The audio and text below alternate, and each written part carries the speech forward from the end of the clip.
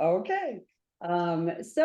Thank you so much for having us. I have been with the Job Corps program since 2009, so I have been over at Hubert Humphrey for a very long time. Recently, I became the admissions and transition manager. Before that, for 10 years, I was an admissions counselor in both northern Minnesota and also in Ramsey County. So before that, I was a work-based learning coordinator and worked with District 10, had done a couple of ice cream socials, and so I'm very familiar with it. So yeah. So Job Corps, if you don't know about it, we have been around since 1964, started by the federal government. So we're part of the Department of Labor. We're going on our 60-year anniversary, so we're very excited. Katie Kapaun is my center director and a very good friend of mine. And so Job Corps is for 16 to 24-year-olds. It's a job training program. We have 121 centers in the United States. The one in St. Paul, the old Bethel College, over on Snelling across from the State Fair, which you all probably know and have driven by a million times. We have been in there since 1981. That's the only one in Minnesota. Some states have more. We only have the one, but we make it count. So 16 to 24-year-olds to get in, they have to be income eligible. And that just means we are here for at-risk youth. So you would have to be income eligible, meaning either on some sort of public assistance. So, any type of food stamps or reduced school lunch or Medicare, those all count. Or we take, if they have been working, we take their past 6 months of income, multiply it by 2, and it would have to be under the poverty level. So we get documents for all of that. They cannot be on supervised probation. So in any court involvement, we have to make sure that they do not owe over $500. So that is something that we are in, close contact with them. In the interview, we get all of the information. The other thing would be, all of a sudden, now I can't remember. That's right. I've done this a million times. Anyway, I'll go on to our trades. So in the 121 centers, we all offer different trades, similar trades. They're all to benefit the United States in any type of infrastructure, construction, painting and wallpapering, sign and display. Those are both run by IUPAT. So we have union trade instructors training our students. And we also have culinary arts, and we have office administration. Those are the trades that are over at Job Corps Center. They can complete one of those trades and go on to an advanced trade. Our other advanced trade is transportation communication union. So that is everything transportation. And then we look at what they're interested in, TSA, be a conductor of a train, flight attendant, you name it. These are all things that we are working towards. It is a self-paced program, so they get 2 years time. Some are done in 6 months, some are done in 2 years. It just depends. And they can also go on to an advanced trade. Some students come in and may need their academics. So we offer high school diploma and GED as well. So they might be doing half-day academics, half-day trade.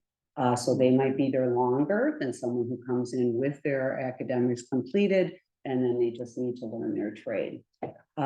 We don't expect them to know exactly what they want as long as they're interested in something there. So we have, when they start a career preparation program for the first month that they're there. So they are doing career research, trying to figure out what interests them. And then they pick their trade at the end of that. They can pick 3 trades and then make their final decision.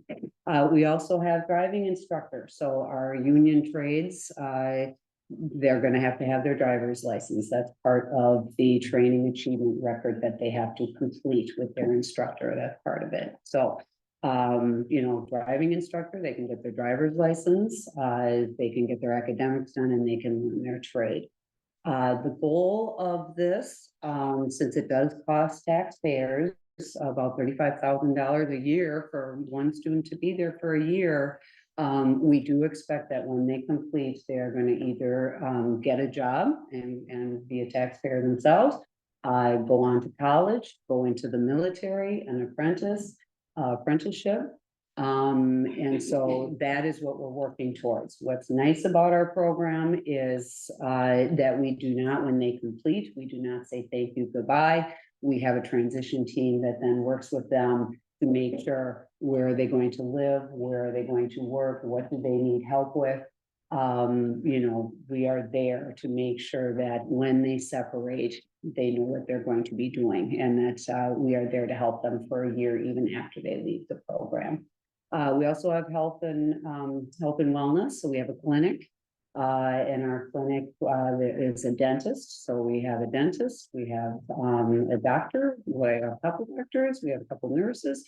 So we do manage their health care as well while they are there. So we're kind of like a little village. We have a beautiful gymnasium. If you've ever been in the gymnasium, it's lovely.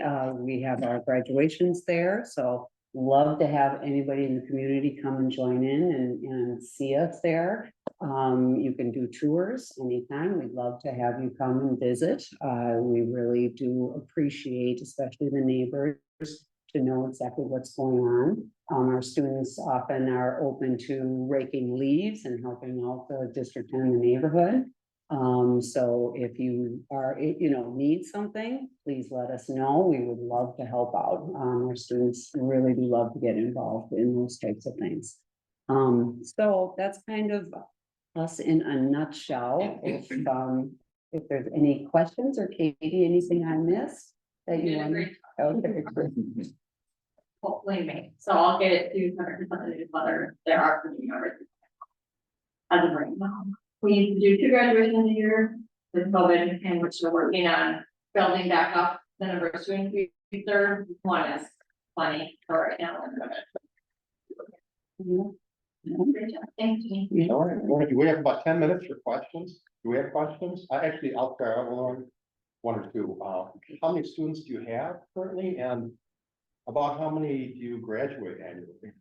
Oh, that's a good question. It does completely depend, just because they are on all different schedules and completing at different times. Right now, we have 190. Yeah, I was going to say 80, and I thought, no, we just brought in a group.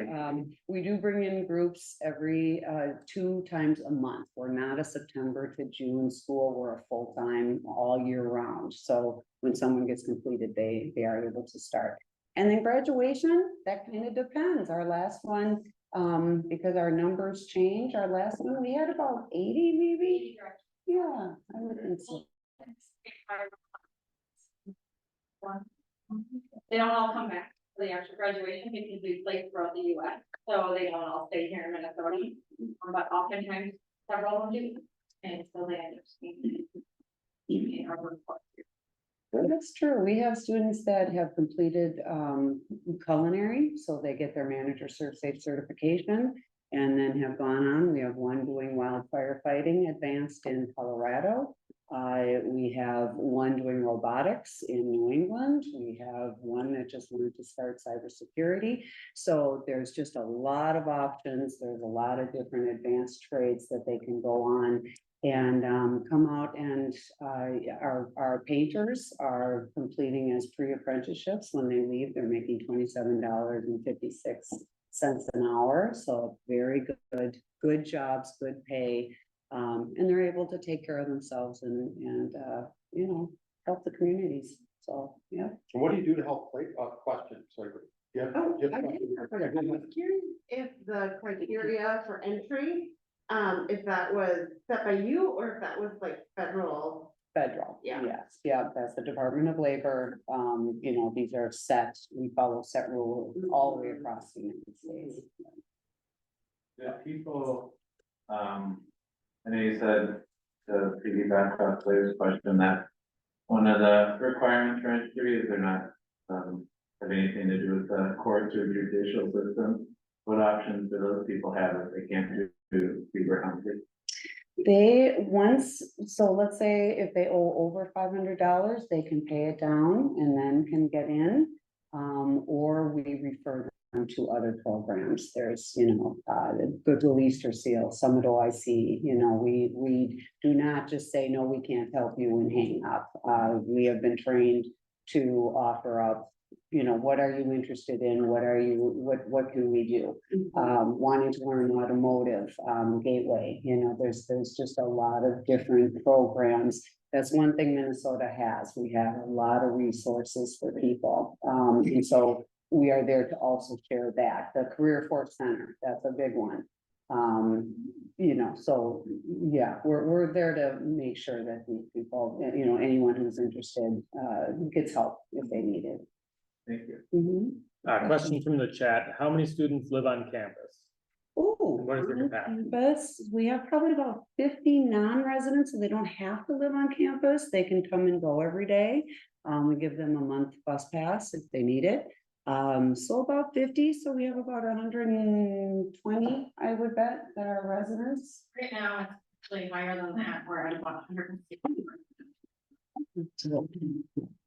Our number of population, those who commute in every day has dropped a little bit right now, but it has started to increase again. The last group that came in, which just came in this week, is what offset everything, they all are potential. Last group that came in, so, So about 160 on campus. yeah, right now. And just a quick reminder, this is a hybrid meeting. The folks on Zoom are hearing and seeing us through this device. And so especially those of you in the overflow seating, if and when you have a comment, it's very helpful to speak towards it or even like stand up and enunciate as well as you can, just for the sake of those joining virtually. Thank you. Other questions? What do you do to help with placement? Do you have like connections with employers or how do you do that? Yes, we have a transition team. And they are in constant, every week, we have to show, what our outreach was, who did we connect with.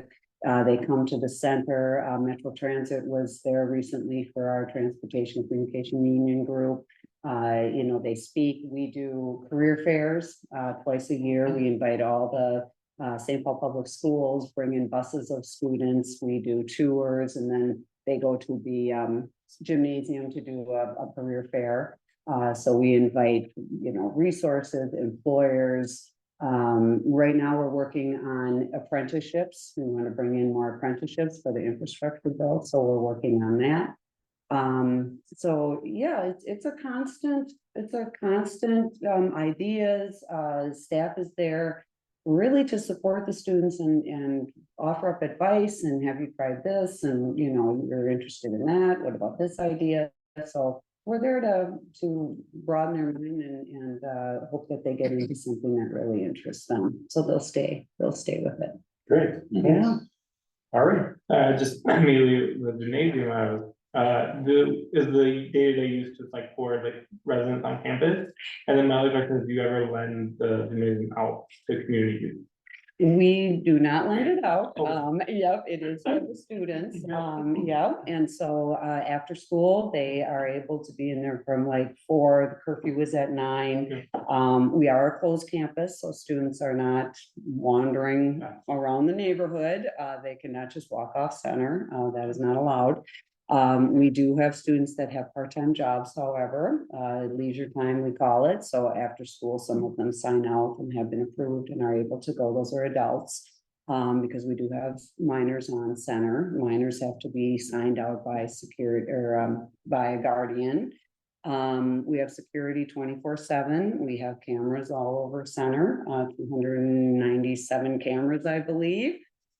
So, things that are going on, it's for the safety of the students and for the staff. So that's been really nice when they put that in. It was very helpful.